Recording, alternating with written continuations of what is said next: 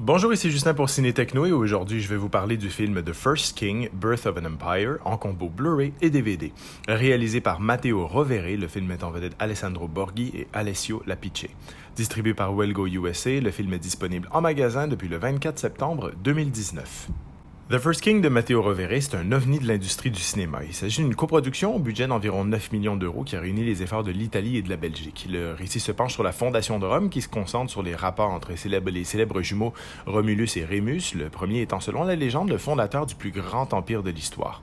On sent immédiatement le lien très fort qui unit les deux frères qui se protègent l'un l'autre. Mais au-delà des décors, qui révèlent un véritable effort de reconstruction historique, on est ici au 17e siècle avant Jésus-Christ, fondé sur des sources scientifiques avérées. Le réalisateur et l'équipe de production se sont lancés dans une opération philologique très similaire à celle tentée avec un très grand succès par Mel Gibson avec La Passion du Christ, tournée en araméen, en hébreu et en latin, puis ensuite avec Apocalypto, tourné en maya yucatec. La troupe du film de Rovere parle en effet un proto-latin, évidemment qui est sous-titré en anglais ici seulement, qui a été reconstitué par un groupe de sémiologues à partir d'épigraphes, d'épitaphes et d'objets remontant à l'époque à laquelle on imagine qu'ont vécu Romulus et Rémus. C'est un choix courageux et passionnant qui ne compromet en rien la narration et crée même une expérience très immersive.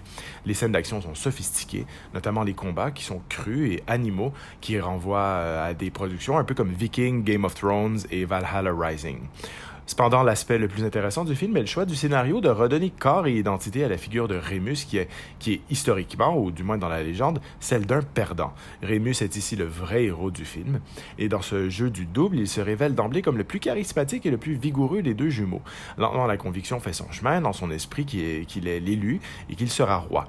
Mais son péché est le péché classique du héros, qui est en fait dans une société où toute activité humaine est sujette au jugement des divinités, ce qui rend ce personnage très moderne, dans le bien comme dans le mal. Cependant, Rémus paiera pour son arrogance, évidemment, comme on le sait. La victoire ira aux sentiments religieux et à la compréhension des plus faibles, exprimés par Romulus, tels que ces deux aspects ont été transmis à partir des sources de la légende.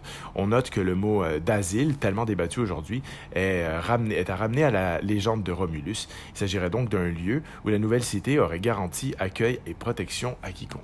Des pistes en latin DTS HD Master 5.1, latin Dolby 2.0 et anglais DTS Master 5.1 et anglais Dolby 2.0 sont disponibles, accompagnés de sous-titres en anglais. L'image est présentée en format panoramique 2.39. Pour les suppléments, on retrouve un making-of ainsi que des bandes annonces. Il est très facile d'accrocher au film The First Knight étant donné les méthodes empruntées pour nous plonger dans son récit.